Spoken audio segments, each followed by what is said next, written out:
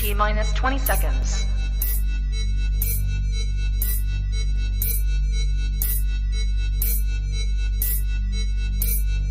10, 9, 8, 7, 6, 5, 4, 3, 2, 1, 0.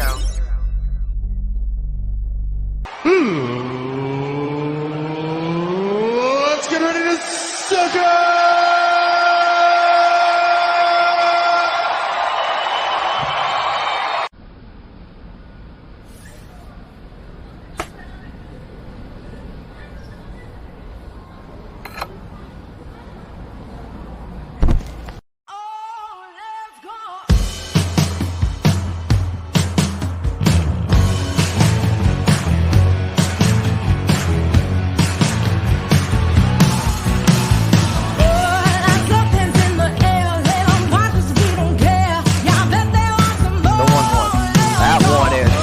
It out into left field. It's going. It's going. It is gone.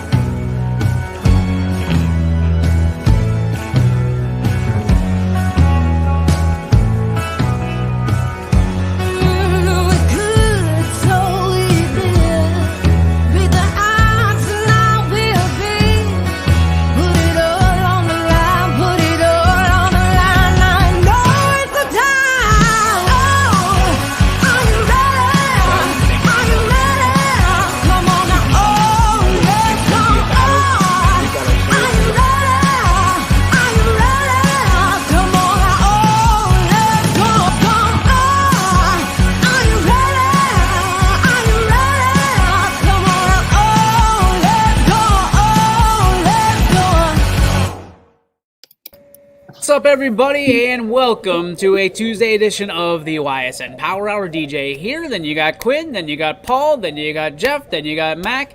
The gang's all here for the most part. Gentlemen, how's your Tuesday been so far? Rainy. Great. Excellent. Jeff, what shirt do you have on? My pink one, like always. Must be that. That's your Tuesday shirt? Mhm. Is it Tuesday and Wednesday, or are we just sticking with Tuesday today? Just there 6 Tuesday. It was only Tuesday last week. Is that that? Yeah, our it's picnic your table shirt. shirt? It's your picnic table shirt. Mm-hmm. There it is. Show it off, Jeff, for the people. There you go. Who makes it? What size? In case people need to send you shirts. I have no clue who makes it. It's on the back of the shirt. It's not on the back of his shirt, but okay. That's not good. It's on the inside, like it's on the collar. Like I know that. Back here, Jeff. Yeah. Right back here. Back of the shirt. Jesus, Jeff. I don't know. Oh, he can't, God he damn can't it. do the head turn. It is Tuesday, as we mentioned. It is National Beans and Franks Day, which Oh, jeez. I flip it over. We're going to skip that one. It's National French Fry Day, so my question to you is, what is the ultimate French fry that is around? Whether it's fast food, whether it's fresh made, whether it's whatever, out of the freezer, what is the ultimate French fry for you? Quinn, what takes the belt? The Poorhouse barbecue fries, 100%. Not even close. Not even close. Jeff. Mama Jean's back. Is it confirmed that's your aunt? No, it's not even a real person.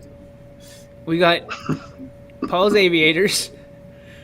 I heard I was supposed to make an appearance yesterday. Sorry I missed it. Just want to say thank you to Paul for saving my life. I thought I was a goner. And also, I don't even know what this means. Well, I'm from Quinn's Sexy Beard. Must be like an inside joke or something. Missed No. that one. That one right over my head. But not much stays down that far. Paul, favorite French fry? I mean, it's McDonald's French fries. I mean, they are the French fries of French fries. You're gonna get French fries, you get McDonald's French fries. That's just how it goes.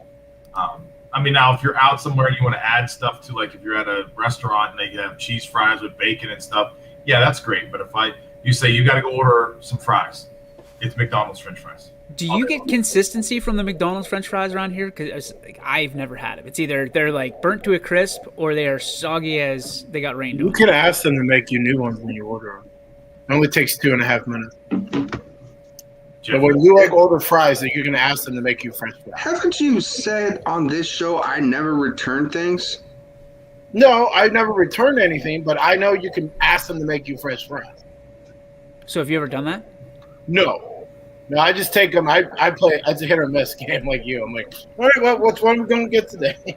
Jeff, a question from AJ. He wants to know, what shorts do you have on? They're the blue ones too. Blue shorts. My blue ones today. All right. What's your fries? What's your go-to? Would have to be Wendy's fries. I really like Wendy's fries a lot. What about them? There's this perfect amount of salt on the fry. It's huge. So The sea salt. The sea salt is perfect.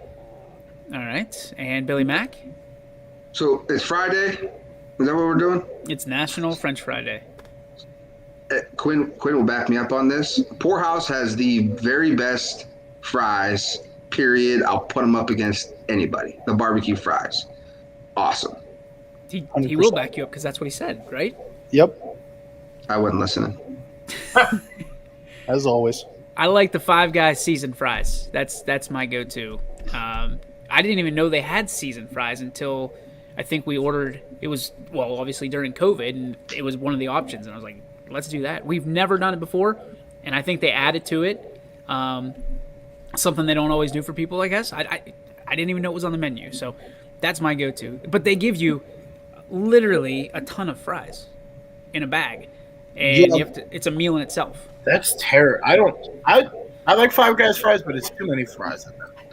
Yeah, like fair fries are good. I'm not gonna knock fair fries. The problem I have with fair fries is that it's kind of like going to McDonald's. You're either gonna get the really good ones, or it's gonna be so soggy you wish you got a small instead of a large. See, I like the salt and vinegar, but I'm like that salt and vinegar guy that just is there Oh, yeah. for 3 minutes just dousing the entire thing, and people are Yeah. waiting in line waiting. So it's kind of embarrassing, but that's the way I like them. So I I'm will with say, you. at the park we have good fries too. We have good fries at the park too. Agreed. Good job, Beamer. And each French fry goes towards the new swimming pool, so that's what counts. We need that swimming pool at the Beams house.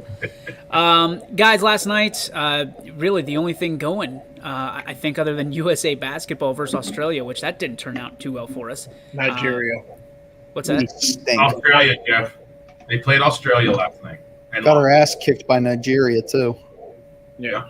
That that. didn't go well either for Oh, and a two. couple people. It's a joke. Is this the worst? Is this the worst USA basketball team we've put out in the last 2 or 3 decades?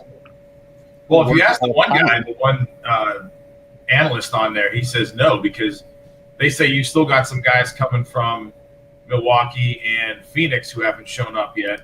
But he's like, this is a super talented team. He goes, they just haven't played well together because they haven't been together long enough.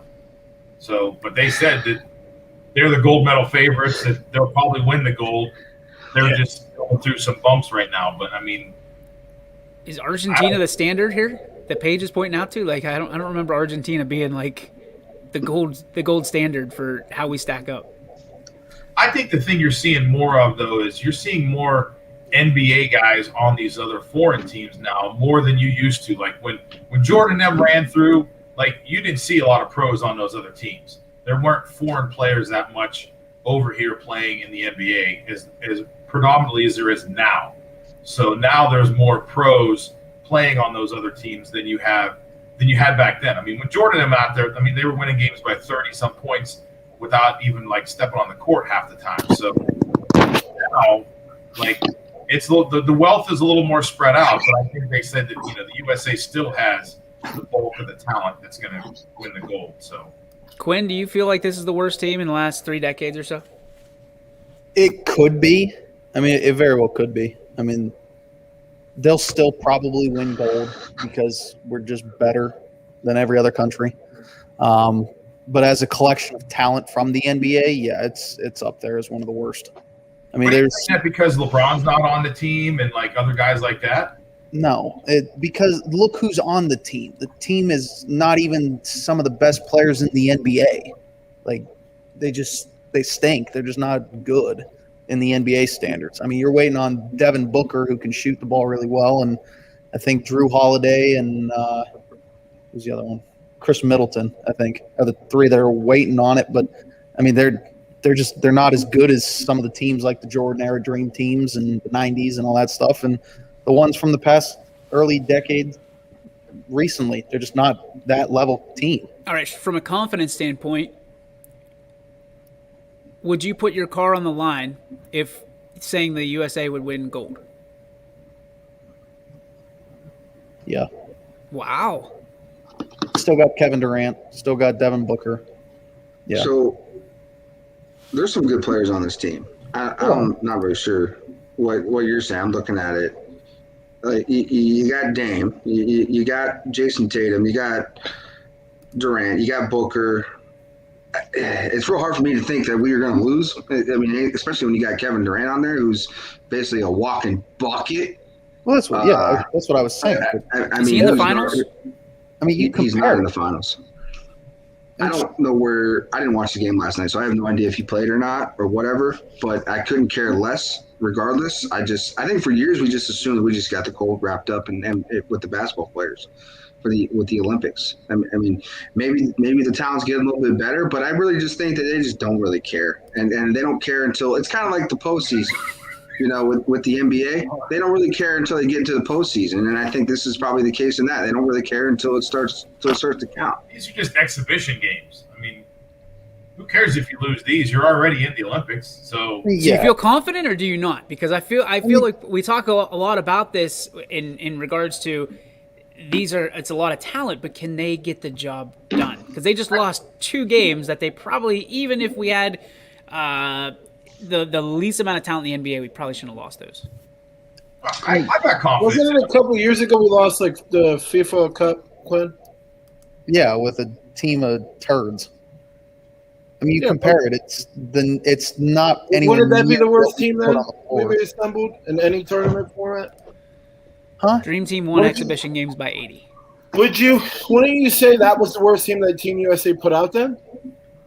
For Olympics or for FIBA? Because FIBA is for both. Just for either Olympics or I think the question belongs to FIFA. No, because the FIBA tournaments are a bunch of turds that play for us, and the Olympics are the ones that kind of care. If you combine them both, yes, it was the worst team that we've ever put on the floor. But you compare this Olympics team to the other Olympics teams, it's not anywhere remotely close. Mm-mm. I mean, there's that list of players right there are significantly better than anybody else in the world. Okay, so let's put a twist on this. Can you imagine saying no to your country if they wanted you to play and try to win the gold medal? Because I can't. Yes. Yes. Yes. Why? Yeah, How? I can. What's the benefit of it? They've already done it. For those guys, they've already done it. What's the have to do? I don't know. Win it again. They've already won it 4 times? They've never won this one. I True. didn't know that we live in the age of, hey, I won enough championships, I'm just gonna take a knee on this. Like, there's not enough Tom Brady's out there that say I've only got this much span. I just don't think that it's valued as high as just because you put the America jersey on. I don't think it's valued as high as to some of those guys. They did it. They've won it multiple times. So what do they? I mean, pass it off to the younger guys and make them go. That's interesting. That's real interesting because I mean, from that standpoint, who wouldn't want to be on LeBron James's team? This is the one. This is where he made his hay back in the day. This is where he got to be buddied up to all these guys, where he created these super teams. So, like, you think now, especially with him coming off of a season he didn't win and didn't get to the finals, that he would want to be part of this and say, "Hey, anybody want to come to LA, hang out for a little bit, maybe like a season or two?" I think he'd much rather just rest his body. Yeah, like some of these other guys. That's crazy. They get paid to play in the NBA, not the Olympics, kind of deal. That's where they make their money. And I think that's where the difference is in the old school and the new school, among many others. But I think sure. Like MJ, if he could still play, and I'm guessing he probably still could, he's not pulling out of the Olympics. Like they say, hey, let me know. You know, MJ says, let me know I'm in. And, you know, that's why he was at 2 or 3 Olympics. I have 2 for sure. Two, I think. And he wasn't allowed for the first part of his career, correct? 92 was the first time that they were actually allowed to have pros. Yep. Yeah. Right. So you think about that. I mean, he came in the league in 84. So, I mean, that's, you got, 6-8 years there. So he would have had 2 more. You think 2 more appearances in the Olympics. Quinn eats lima beans. Says, Quinn, what's up, my man? Don't know what the hell a lima bean is, but what's up? Yeah, that one's kind of tacky. I don't know what a lima bean is. And you spelled my name wrong, so it's okay. AJ saying, yeah, LeBron is going into his 19th season. He needs rest. Well, he's going to be part of I guess what do those guys have to prove, honestly? I mean, they were the greatest team assembled. How much rest does he need? He's in Space Jam. I mean, like, what more do they need to prove? That group, what was that, 2012, I think it was? What okay, is that? Your country asked you to go play basketball, Quinn. You're one of the best in the world, and you're going to tell them, I already won it a couple of times. I'm good. Well, I'm a broke-ass guy working a job and not getting paid to play basketball, so of course I'm going to go. You're a broke-ass guy in the NBA? Oh, I play in the NBA? Well, I would assume you're one of the best basketball players in the world playing the NBA. I just zoned out at the thought of me playing in the Olympics. I think if I'm LeBron, I'm okay saying no. Well, here's the thing, though. Like, where's James Harden at? You mean to tell me Zach LaVine is better than James Harden? Why isn't he playing? That's what I'm asking. Where are these guys? I mean, Kevin Love is on this Olympic team. He stinks. He should not be on the Olympic team, but he's there. So who should be there? I think the 5 of us can go play in the Olympics better than Kevin Love can.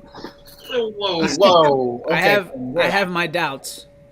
Like, yeah, Quinn, I could barely make it up my steps without dying. Kevin Love can't even walk in a straight line. Well, you know what, dude? I can't even walk in a straight line, and I'm sober right now. That's for other reasons. Also fair. Jordan actually played in the 84 Olympics. Can you imagine if you're Croatia and you see this is the point guard for the United States? Like, who's this dude? Wasn't he just drinking in the locker room? Freaking the mustache. Why isn't Chris Paul playing? He's the player rep or whatever the hell he is, president of the Players Union or something. Why isn't he playing? He's old. Why isn't Steph Curry playing? Why is Kevin Love then on the floor? Has he ever been on? Love? He's a double-double. No, he's not. Well, you never know. Jared Allen He's a should have made the bench team warmer. over Love, says AJ. Also Yeah. says everybody that is skipping is hurt or recovering from injury. And yes, Chris, I did say that because it was. Jared Allen should. Oh, I already saw that one. And did Quinn say that the 2012 was the greatest team ever assembled? Wow. Better than the stupid little dream team. Whoa. Get the hell out of here. Quinn? More talent on that floor. You come back. Is from anybody the court surprised? and I mean, Quinn was born in 2011. He doesn't remember the dream team. I think you're on your own in that one, Quinn. 08, I think it was. 08 or 12, I can't remember. When you were born? Jordan did play in the 84 Summer Olympics as a college player guy. And then in 92 was the dream team. And that was actually the only like dream team he played on. He didn't need to do any more. It wasn't the Whatever 96 team one? was. That's the one I'm thinking of. Was that 08 or 12? Wasn't 96 the- in Atlanta? Yes. Was that the year he was playing basket or baseball? Oh. Could have been. 96? I don't know. No, because he came back in 95. That's when they lost to the Magic. But he was good enough to put up a double nickel in the Garden saying, I'm back. Redeem Team could have hung with the Dream Team. I don't know about winning it though. They would have beat something out of that team. No chance. Okay. Absolutely. Okay. Quinn, are you high right now? You hanging out with James Harden in Paris? Yeah, what are you doing, dude? That team was better. Don't give me that. Dude, is sitting in The Blue post team here was is so good because it was the first year the NBA was allowed to play in it. That's why everybody loves that team. They also Oh, murdered sorry, that team everybody. was pretty Showed how good. As the good greatest that basketball America player of all was. time on it, I think. We're starting this again. Jeff, you don't want to start this. I'm not going to I argue with think you're you. just talking out of your butthole right now, Jeff, Quinn. I'm not going to argue basketball The with you. game's coming out of your butthole. It's like, do you even wipe your butt after you're done talking? Like, because Jesus, dude, like, Have you smelled what you smell like some days? hey, I'll start this. I'm glad this morning. I know that. I'm not arguing basketball with you, Jeff. I'm glad. Because sitting in a post chair I'm not makes gonna me waste talk my like breath. Coach. That's like arguing with fucking Potesta. Whoa! Oh, that's me. whoa, Oh, shit. That's on me. Whoa! That one's me. I just thought that. That's me. Bye, Got everybody. him. Woo. Oh, Quinn. Man, he's gone. You scared him off, Jeff. What we got here? We have Jeff is a broke ass man Billy Mack loves unclogging. And again, they're spelling Quinn's name wrong. Yeah, I don't know who that guy is. That must Is be this the guy. person related to you, Jeff? Two ends, you idiot. I almost swore there. I'm sorry. Unbelievable. Well, I think I almost did. It's have we all hit the F button so far now? I did it. I was almost I close. held out really long. I'm proud of myself.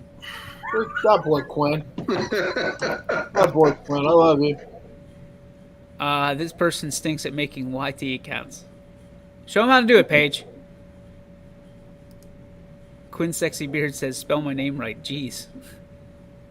I don't think Quinn would say that coming off that extravaganza. Let's switch gears over to Major League Baseball Home Run Derby last night. Give it a grade.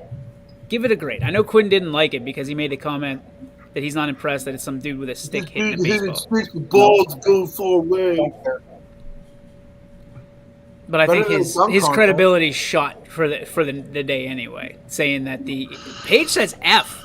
The only thing cool about it was that they all signed the balls that they hit. That's the only thing I thought cool that was about it. amazing. I thought that was a great. They should have promoted that, and that by itself tells you why the marketing is so bad with Major League Baseball, so bad.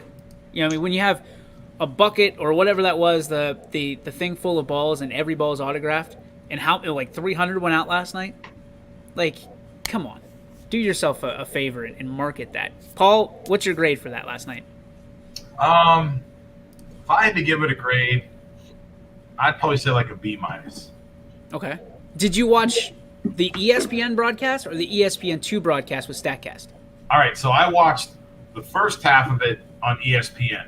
Okay. And in our group thread, when you said if you're not watching on the StatCast, you're shortchanging yourself, I did flip over to that. The only bad thing was I liked the announcers better on ESPN than I did on ESPN2, but I liked the trajectory, and they showed all the different stats and stuff. I did like that aspect of it. I had to agree with Billy when Billy said he liked how it used to be 10 outs. I think there was more pressure on the guys when there was 10 outs to hit home runs. Now it's like, here's a time frame, go. And then you're seeing guys hit 35 home runs in a round. I think when you had the 10 outs, guys were a little more picky at the swings, at the pitches they were going after. Instead of like, you've got 3 minutes, go. Hit a ball over 400 and some feet, you're going to get an extra minute to go. So I didn't like that aspect of it, and that's why I think I gave it a lower grade. I'd like to see the 10 outs come back, because then I think you might see some guys really being a little more picky about which ones they're going after. When did that change? What was that, 3 years ago? 4 years ago? Where they tried revamping everything and I think doing they changed it because of time. Yeah, because it was going on till midnight. Yeah.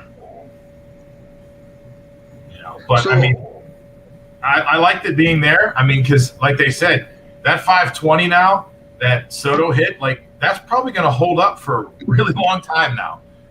I don't think anybody's gonna be hitting 520 in any other park besides Coors. So Maybe space. I mean, they put it on the moon. I'm sure that Elon's trying to get it on the moon already. Would have liked to see Trey Mancini win it, but hey, it was pretty solid outing. I think so too. I mean, I was saying, like, just from a compassionate standpoint, Pete Alonso, just throw down the bunt, like, let him have it. But Mac, when you said that he's got $1 million riding on this, and his $1 million last year and $1 million this year is more than his contract is worth, I immediately changed my mind. yeah, his contract's only $600,000 a year. Yeah, dude's And gonna he's get made paid. $1 million in a night. Dude's gonna get paid. I mean, does anybody doubt that? Right. They pay. Frankie Lindor's got $381 million or whatever it is. Like, he's gonna get paid. Gonna get paid because Frankie Lindor stinks. Okay, so you said B minus, Paul. I like the B minus. Yeah. All right, Jeff. I didn't watch it. Okay, good. I watched like the first two guys do it, and then I was like, all right, going to bed. Good night. Shout out, Jeff. Shout out. Good job. All right, what do you got, Billy? I know you're dissecting it. I would say for me it was a C minus. I really couldn't care less about the Mancini story. I know I should probably a terrible human for that, but I just couldn't care less. I don't think he should have been in it. There's just too many. It's kind of like the NBA dunk contest now. The guys who I really want to see in it are not in it anymore. So you're going to get guys like Alonso who's going to get paid from it, who wants to be in it. And that's kind of what I want. I want guys who want to be in it. And unfortunately, we can't force guys to be in it. I think it would have been nice to see Tatis in it. And I think this is a great opportunity for Major League Baseball to really promote their superstars on a grand national stage all at the same time. Instead, we get a good field story with Mancini, Trevor Story, who's pretty good but probably shouldn't be in it. He's a home favorite, so I understand it. You got Perez in it, who's just a Royal, and nobody pays attention to the Royals outside of Anthony Hardwick. So I think this was an opportunity missed. We talked about marketing for Major League Baseball. You can really do a lot of good things promoting your all-stars on All-Star Weekend, and yet we got stuck with B-minus players in the home run derby. See, I disagree. And I would have to believe that they asked guys like Tatis and Vlad Jr. and they passed on it because I'm sure, and I want those guys to want to be in it, and I want Major League Baseball to break it down like, hey, you need to be in this because we're trying to promote you on a national scale. And that's where I think Major League Baseball just goes, hey, would you like to be in it? No, that's okay. Great. You can go. We'll find somebody else then. Well, and I think having Ken Griffey Jr. there last night was imperative. You know, having him, be the shot in the arm that baseball needs, especially from our generation of, hey, these are some of the guys that we're talking to our kids about. They've seen Ken Griffey Jr., maybe the back end of their career, but he's a YouTube sensation. He's everybody knows Jr. So having him there last night, it was kind of weird that he was taking photos. Did anybody else see that with like a super camera? I was was that Ken Griffey Jr. or like someone that just has a Ken Griffey Jr. jersey on? And then I saw him again. He was being a super fan. I was like, "What are you doing, Jr.? What are you doing?" He's also there in some type of Major League Baseball capacity too, because he does something with. I can't remember exactly what he does, but I know he's like a high executive. It looked like he was taking pictures for us. He's involved in the youth programs, trying to get like the game more popular in the inner city and getting kids involved again and trying to get the grassroots of getting baseball back up in youth programs. And he's a big player in the MLB draft league as well. And like on a night that Major League Baseball was having their draft and their home run derby, probably should have been, split in time somewhere. Not like I don't want to see Ken Griffey with a camera. I just don't. Like Ken's got enough people taking pictures at that. Why is he taking his own clicks? Like he needs to be a brand ambassador, not a fan at that point. You want to take pictures and stuff, have somebody do it for you, and then pay for them later. But he needs to be photog buff. He needs to be an owner. He needs to be somebody give Ken Griffey some money, some real money, and go buy a team. Do you want him to be an owner? Because do you want one of 30 teams or how? It's 30, right? Not 32. Football's 32. Baseball's 30. So, do you want one team to benefit only from Ken Griffey Jr., or does he serve in a better role to be part of the entire, like, hey, we need a youth movement, this is how you do it? I mean, Amos and Tatis said he's in for this year or next year. Why wasn't he in for this year? What was the dragging point? And then, obviously, on a stage like that, you have to imagine you have a little bit more of an advantage of hitting home runs as opposed to the dreaded Jason Bay here, where he grounded out 9 times, then popped up to second base. Like, you're in a position of power there. I don't understand why these young guys didn't jump in, because you never know when you're not going to be healthy. Because next year, I think it's going to L.A., so you're going to be in a place where the ball may not fly as well as it did last night. And on the same topic a little bit about guys not doing it, how about the guys who are, and I wanted to bring this up with you guys too, how about the guys who are backing out of the All-Star game in general? Like, I mean, if you're not hurt and you voted into the All-Star game, like, why aren't you going? But why? How is that any different or less impressive than people saying no to being in the Olympics? I'm okay with you not playing in the All-Star game. And you're also okay with them not playing in the Olympics? I'm not. Well, on both. But I want to make it clear, like, my opinion in that is different than, like, what I said about home run derby. Like, I just think Major League Baseball needs to make this a big deal. If you make it a big deal, the stars will want to play. If you reward them in some way, shape, or form, I don't know if it's money or if it's something else, but if you kind of say to them, hey, we're going to promote you, we're going to shoot you on our marketing team through the roof to get you on your name from East Coast to West Coast, and that's going to open the door for all kinds of advertising and marketing, successes for you, I think that would sway people to play.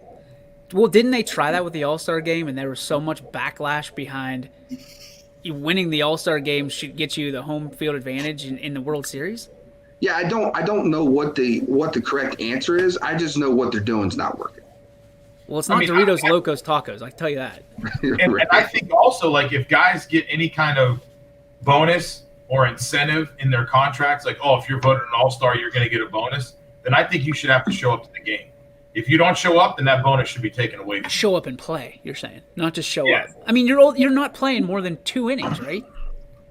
For the most part, yeah.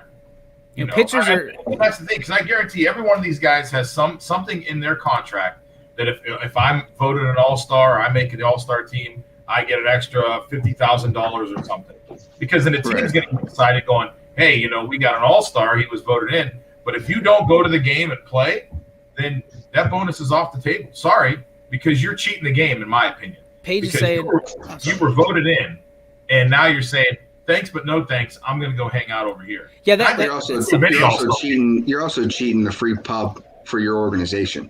So that would make sense to me. Every team gets one representative still, correct? That's still a rule in Major League Baseball. It may be. I mean, it was for a really long time because there were teams that I don't think so. I don't know if that's true anymore. I'm 99% sure that's true. I don't because otherwise, think so. Because it's a big fan favorite. It's a big fan vote now. I don't know if you have to have a team, a player on that. I think who's the Mariners one? I saw him there last night. He had a Mariners hat on. It was the guy. Yeah. It was the guy that just got reinstated from the IL or whatever. Yeah, it says at least one player from each major league team must be selected. Well, there you go. Hey, listen, the Pirates will have one starter in the All-Star game. There was a guy there last night. It's all said and done.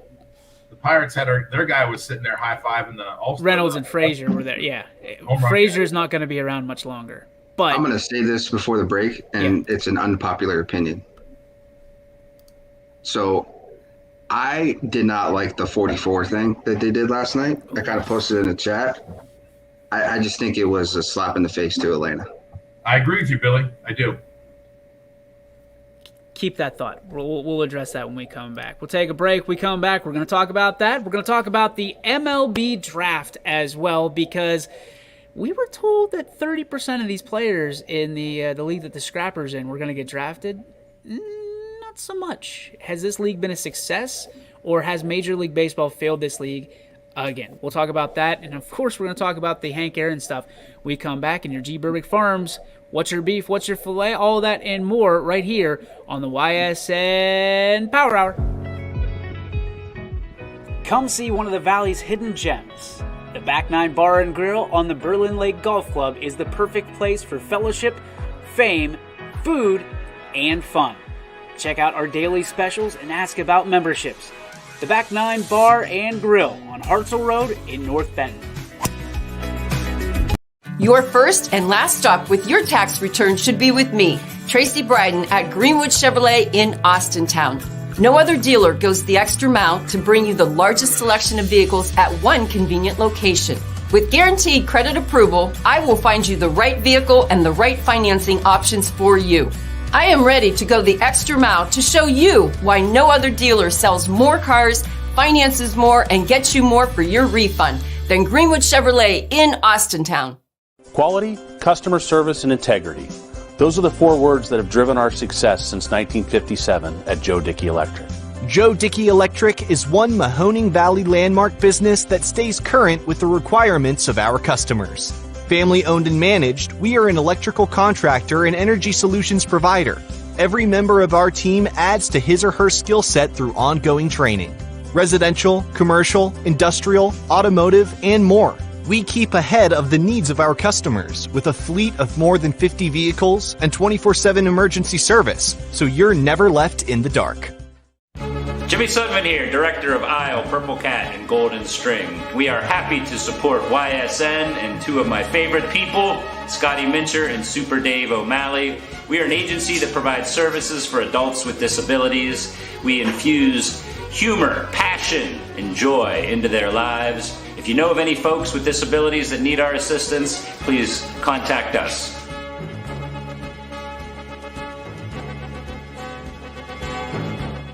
Your teams work hard and give it all they've got. Well, so does ours, because 21 Sports and YSN give you extra effort when covering local sports. 21 Sports and YSN, winning coverage of our Valley's teams.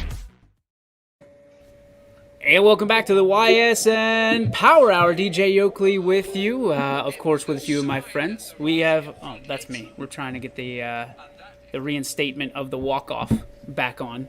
The sponsorship fell through, so that was kind of a bummer. But before the break, we talked about the Hank Aaron stuff.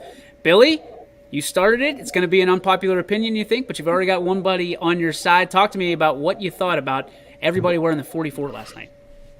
I don't have any problem with the idea. I just think the timing was just bad.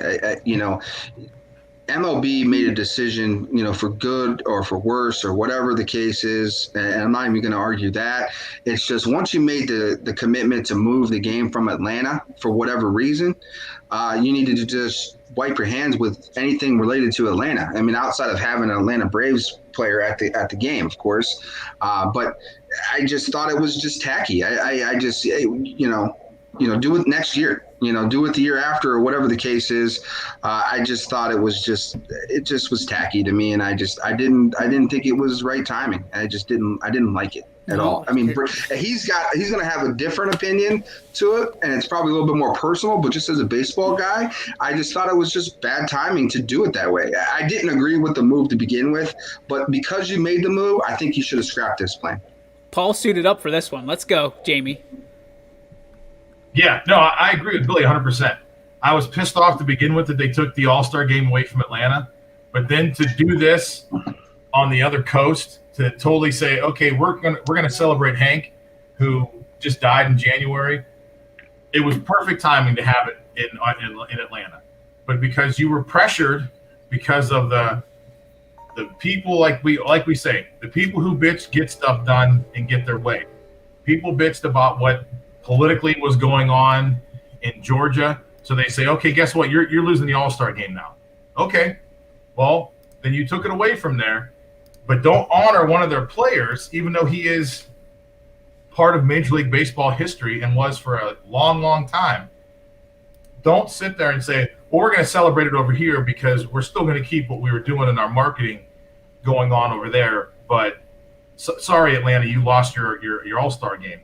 Billy and I were talking, in different times we've talked about this, and I honestly, and listen, obviously I'm a Braves fan. I would have liked to have seen all the Atlanta Braves say, we're not coming. Freddie Freeman, Acuna got hurt obviously, so he wouldn't have been there. We're not going to Denver. We're not going to participate in something that you took away from our stadium and our people and cost our town millions of dollars because of something you feel was not right. What did the voting thing have to do anything at all with Major League Baseball? Nothing at all. Not a thing. So why did Atlanta get punished for that? My thing with the whole situation is two wrongs don't make a right. So for the Braves to hold out, and we've talked about this before, Paulie, that for the Braves to hold out of this game is not right for the fans. And at the end of the day, this game is about the fans. It's about celebrating. Am I mad that it got moved out of Atlanta? Absolutely. I mean, it's for stuff that's not relative to baseball at all. And I haven't even dove into this enough to know or hold weight in an argument. But I know that it didn't have to do with baseball. There's other things that are happening in Atlanta. Why did Major League Baseball feel the need to make a case and say, you know what? You don't deserve our All-Star game. You don't deserve our people. The only thing that I can think of was safety, and I've seen that over and over again. But look what we saw in Denver. We saw someone with 1,000 rounds of ammunition and stuff like that. And for them to say that nothing was going to happen at the All-Star game, like, what? Mm-hmm. What? Like that was the most asinine comment I've ever seen in an ESPN. Well, I should take that back. I've seen a lot of asinine comments in ESPN articles, but for them to say that, oh, this had nothing to do with the All-Star game, the Home Run Derby. What else is going on in Denver right now? Is there anything? Because I don't know. I don't know why you need that many rounds, and so let's throw the safety thing right out the window. You know what I mean? So, but I don't think the players not acknowledging one of the game's best was a bad look. Because it doesn't matter what team he plays for. To kind of the point of Ken Griffey Jr., he's an ambassador. And after he was with the Braves and hung it up, he was still an ambassador for the game. Yes, he was an ambassador for the Atlanta Braves, and they marched him out there because, as they should. But he was still an ambassador for the game. And that's why I was not disappointed. I loved the tribute to him. I loved it didn't matter what color skin you were. You know, kind of like the Jackie Robinson stuff. Fingers crossed they do it with Roberto Clemente one day. You know, you look at this stuff, and people that were foundationalists for the game need to be recognized. They do it in every other sport. They really didn't start until the Jackie Robinson stuff in baseball. We hear about Babe Ruth all the time. Mac, we know you're not a Babe Ruth fan. But, like let's celebrate the game's heroes. Like, the reason that a lot of us play this game is because our fathers or grandfathers brought us into this, and their heroes were guys like Babe Ruth and Hank Aaron, and you know, we're the juniors of the world. We're the guys that grew up with our hats backwards and stuff like that, and I hope they honor Junior someday for what he is. So, but I don't buy the whole getting pissed about them wearing 44 last night. That's why I kind of gave you the be quiet, because I felt like everybody yesterday had an opinion, and it was like, whoa, like starting with Stephen A. We talked about that. Like, there's some wonky opinions out there. Open up the paper and open up ESPN.com today. I wish that they would have done something different, I guess. It just, to me, it just came off, and I haven't been paying that much attention. I've been pretty busy with my own baseball stuff, but just from the appearance of it and not being connected to it right now, it came off as double-sided. You know, that's kind of how it came off to me. I understand the respect part, and I think that part's cool. And I agree with what you said about respecting the players who came before us, and we need to, you know, put them on a pedestal a little bit. But everybody but Babe Ruth. But outside of Babe Ruth, I think, I think we should definitely honor the icons. It kind of brings you back to the Sandlot movie towards the end, where, you know, legends never die, or you know, that kind of thing. And I think it's cool. And we used to have that in baseball, and that kind of ties back into we don't do a very good job marketing our superstars anymore. That we may not have icons like we did. I mean, I think, to me, like, our last great icons in baseball got poo-pooed on because of the steroid era with, you know, McGwire and Sosa. And those guys would have lived on forever if nothing would ever happen. I mean, they cheated the game. I'm not saying that they should, but I mean, that's kind of like, people still remember McGwire and Sosa if you were a casual baseball fan. You're exactly right. All players in that era were tarnished. Albert Bell was tarnished. Kenny Lofton, I mean, all these players that were big in that era were tarnished because of that era, and everybody points the finger and paints with a broad brush and says... To me, only two players didn't get tarnished in that era, and that's Junior and Jeter. Those are the only two players I think were not tarnished who still have high regard in the circle of Major League Baseball. And Junior kind of ducked it because he was coming into the league. There's still some people talk about Junior, though, too, that they think he might have done something. That's crap. If he would have done something, he would have stayed healthy, because steroids would have made him stay healthy, or HGH. That's true. That's true. I mean, like that would be my argument right away with, well, the dude was always hurt. If he was on steroids or HGH or anything like that, he would have stayed healthier. He would have hit 900 home runs. Yeah. And listen, if you saw him last night, my guy would have blown up like a balloon because he looks like he ate Ken Griffey Jr. last night. He's a big fella. He's got a few too many popcorns from the crowd. So, Jeffrey, what's your take on this? I mean, you're a baseball fan, of course, with the Yankees. Yeah, honor him, right? Honor Hank Aaron as one of the greatest baseball players of all time. I didn't know it was going on last night because, again, I didn't watch it. But shocker.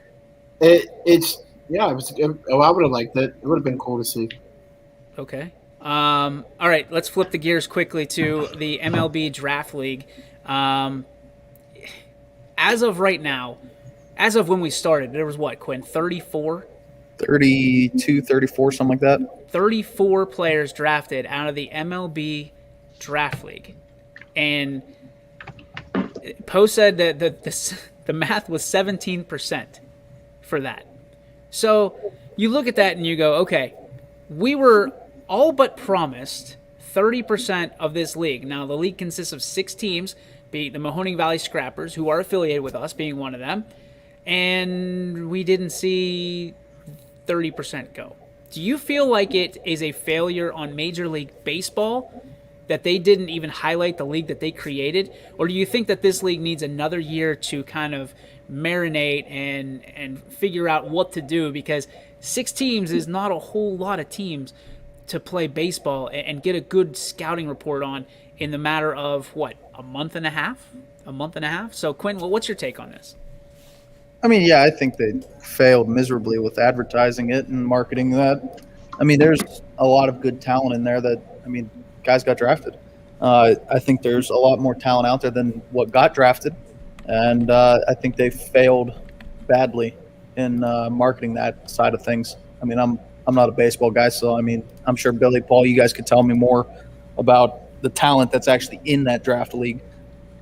But from what I know, it's better than, I mean, hell, some of those high school kids that got drafted in the whatever round it was, I'm sure there were better options in the draft league.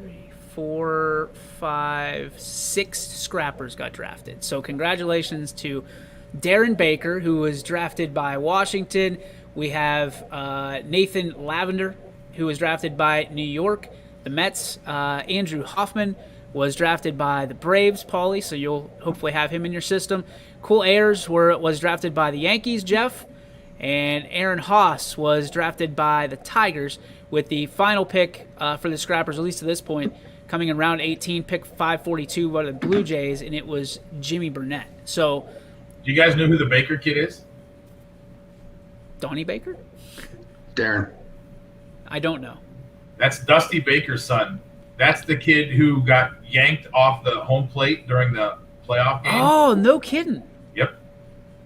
That's pretty wild. Did anybody catch the Donnie Baker reference, by the way? Yeah. I did. Yes. Thank you. I mean, Billy Mack, is this a failure? Or is this salvageable? Is this something? And this is not. We don't want to say it's a reflection of the teams, because the teams, as we know, were hamstrung this entire year with information, getting stuff. But this is on Major League Baseball, right? This is their failure to not get 30% of their draft league players drafted as they said they would. Well, I don't. For me, it's not a failure because I saw it coming. I was on the other side of the fence the whole time with you had guys out here saying this is going to be better than the Cape, and it's going to be this, and it's going to be that, and the Coastal Plain. I mean, there's just too many good leagues out there to just say, hey, just because we strap MLB on the logo with the league, that players are just going to come. I mean, players are going to go to places where they feel comfortable, or they know it's successful, or they know they're going to get the right opportunity to be in front of the right scouts and the right people to have the right influence. And I think, you could put Major League Baseball former players in positions to help, and that's a good start. The problem is, how do you tell these Cape Cod coaches who've been doing this for a generation, who've had 30 years coaching this team and they could pick up the phone and call scouts on a whim, and they know to trust them? That's where it comes into play, and it's not to knock the league. It's just early. It's just early into the game. So I think it needs a few more years, but I also think they got a big hill to climb, because it's hard to compete with Cape when it comes to the players. I mean, the other problem is early on, players didn't know how to get a hold of the league to even qualify. Do I qualify? Can I play in this league? Am I good enough to play in this league? And they turned down players early because they thought they were going to get so much more better talent, and then those players found homes, so they were stuck with what they had, which was still pretty good. I mean, listen, when 34 players or whatever, 36 players get drafted, that's not to shun. That's a pretty good. I mean, that's a good number to start off with. They should never have came out and said 30%. I don't know why they would do that. They should say, hey, we're going to get a bunch of guys drafted, and leave it as vague as possible, because they really have no idea. They can't control these teams and who they pick, and they can't influence them the way that maybe some of the Cape Cod or the Coastal Plains or even other places who have a little bit more influence with and relationships with regional and district scouts. Paul, do you think there's a way to incentivize these teams to pick more players from the draft? Is it just as simple as getting better players or more highly touted players into this league? I think that's what you need to do. I mean, I couldn't agree with Billy any more than I am going to. It's like the league needs some more time to develop. It's the first year league that they just kind of threw together. They're gonna work out the kinks. They're gonna iron some things out, and then when players start seeing, okay, this is a great league for us to go to, and I can get drafted out of this league, then yes, then I think some better talent is going to come this way and increase the popularity and the, I guess just the league's going to get a better look. Excuse me. They're going to have some better talent there, which will help them out. Right now, not saying like Billy said, it's not like there's bad talent there, but there is some better talent that probably could have came there that went other places because they didn't know what to expect. Now that they know, and if MLB keeps doing what they're doing and promoting this a little better and saying, listen, this is a great league to go to, you're going to see this. You're going to have guys like Coco Crisp as your manager, and then they start putting some other big league guys in those other manager spots in the other teams. Yeah, they can get there. But it's early. To me, Paul, like Billy knows this as well as I do as a coach, and Quinn as well. You never promise anything to a kid. You never say, you're going to play, you're going to start, I'm going to put you here, I'm going to put you there. Because now you've backed yourself into a corner. You better either do that or you're known as a liar. So MLB, unfortunately, put themselves in a corner and said, 30% of these guys are getting drafted. Don't worry about it. You had less than 20% get drafted. Now you better fix that problem, or guys are going to go, if only 20% of the guys going to this league are going to get drafted, I can go over to this league and they had at least 40% of their guys get drafted. So why am I going to go one place? I go the other. I didn't see Gavin Bruni get drafted. Anybody else? I have not seen it yet either. But like, Paul, would you rather go play for a guy who played in the majors, or would you rather go play for a guy who gets players into the league? You're going to play for that guy who gets players in the league. You are. I mean, you are. I mean, am I going to go play for Coco, or am I going to go play for, Joe Smith over here, who knows he can pick up his phone and give a phone call to the Indians and say, guys, listen, this guy's really good. You need to come see him. It's not enough. I'm not it's just I'm just trying to put myself in a player's position, right? I'm not from the outside looking in. I'm not trying to knock it, and I don't know Coco, and I'm not even using Coco as an example. I'm just saying in general, like, I just think that right now, it's just too early. That's all. and it needs more time. I think it's fair. I mean, obviously, this is not a knock on Coco or the Scrappers organization at all, or any of the teams that are. I think the MLB failed them. I think when they came out with a number, they probably should have beta tested it and said, okay, let's see how many people get drafted, and let's do an average. So next year they come out. Yeah, exactly. And they come out and they say, hey, listen, we had 35 people drafted last year. That's increase of 0% the year before. So, like, this year we're trying to get more. They have an entire calendar year to work on this, but for them to come out and say 30% is the number and say it publicly, that was a bite your lip moment. It's like imagine starting a brand new business to say, hey, we're going to do $100,000 in sales the first year. You're going to an investor. It's stupid. Based on what? Yeah, well, that's like having a lemonade stand and your valuation is $1 zillion. Like, you see it on Shark Tank all the time.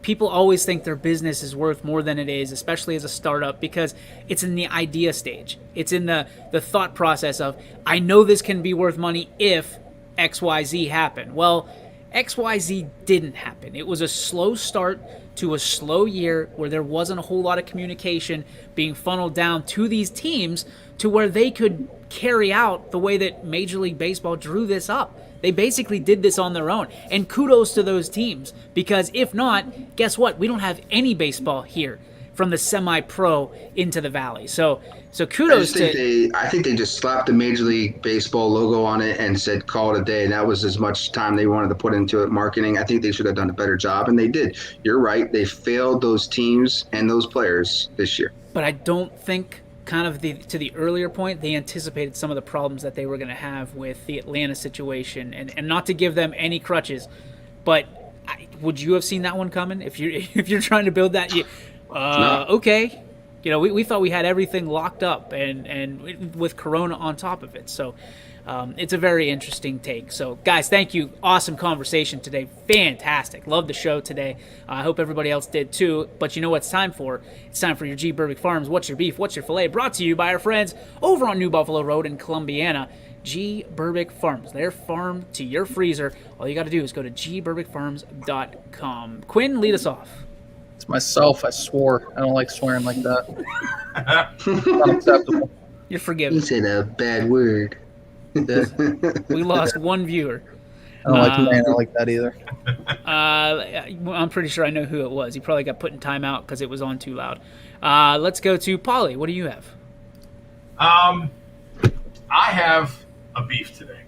And, I mean, we've kind of touched on it a little bit, and we really kind of hammered into it. And, I mean, not to beat it up anymore, but I was disappointed with the whole baseball thing last night, too. I mean, it was – I respected the fact that you saw those number 44s, and they were giving that love out there to Aaron, but it just kind of just kept turning the knife a little bit, in my opinion, to Atlanta, kind of telling them, we're still going to honor one of the best players in your team's ever had, but we're not doing it in your stadium. And I liked how somebody earlier commented, what would have happened if the Hawks would have made it to the finals? Would they have taken the NBA finals away from them? And, I mean, it just – to not get too political, I think sometimes that there should be a fine line drawn. Sports is sports. Politics is politics. Don't let them intersect each other because they're totally different. And without getting on a long rant about other things, the one kept popping up last night about the Washington football team, that they're going to have a real name next year, but they're still going to be called this. Whatever, but still the Redskins to me, so piss off. Jeffrey. My beef is with the rain. It just needs to stop raining. I need to go hit golf balls and shape up my golf game a little bit better, so it needs to stop raining. That's important time. All right, Billy Mack. A little mixture, a little filet, a little beef. It's kind of like a bittersweet. Baseball's coming to an end here next couple weeks here with me. And, the NABF is right around the corner here at the park. So a lot of good teams from across the country that are coming in. It just kind of means that it's winding down. So got a sprint left. Just the sprint, buddy. You're almost there. This one, two fillets. Going to be a little bit challenging. The first beef is, the first fillet is with everybody that reached out last night. I don't typically put social media stuff out there about personal stuff, and just so many people just kind of wrap their arms around our situation with my wife and I and our 2 little girls. And then, so thank you very much. We felt it, we heard it, we saw it. I shared it. Sarah doesn't get on very often on social media, and it meant a lot to us, because we're not ones to necessarily ask for help when we need it, and we needed just prayers and thoughts, and we thank you all for that. The second fillet is my wife. Today was a very, very tough day for our family, and given the situation of how tough it was, I was able to sit back and analyze, because that's what I do, is stand back up, plan B, plan C. And I got to watch a woman who is every bit as committed to our girls as anybody in this world. And someone who, even though the day didn't go her way, continued to mentor, to teach, to bake, to play with, and to be a mother to them. And it's an incredibly hard thing to do. And if you guys know our situation, that we are foster parents, and it's an incredibly tough system. I would implore anybody who is looking to become a parent of any kind for any reason to look into fostering, because there are people, young people, that need our help to make their lives a little bit better, if even for 2 years. Anything that happened over the last 24 hours does not take away who my wife is as a mother and how great she is as a mother and who I am as a father. But it's going to be a tough few weeks. I want to thank everybody here, especially at YSN, for wrapping their arms around us for the last 2 years, for wrapping their arms around the girls and giving them uncles and family and people to count on and a reason to smile, because it's not always easy in that situation. And there's a lot of people that probably think that I shouldn't be coming out and saying this, but you're my family every day, so I share stuff with family. So I just want to thank everybody that has reached out in one way or another to be part of our family and to make even a brighter day or make them smile, because it made their life just a little bit better. So to my wife, I thank you. You're my rock. You're my heart and soul, and I know you're watching, and I know you hate when I do this stuff, but you deserve it. You deserve it. I saw something today that I was so impressed with, and I'm the public figure. I'm the guy that everybody sees, and she's the one that does the hard work back at home. So guys, I thank you, and I thank everybody out there on YSN and that tunes in every day to be a part of this and join our family each and every day. So thank you. Let's try to brighten this up a little bit before we go. Here is the walk-off. It returns. Now, the question is, what's going to happen? How many people are going to get back up out of that this? Watch sign again right on there, your left Phil. of your picture. Oh my goodness me. Oh, it was the sign that the rider in front hit. And that is the result. And taking down one of the top teams in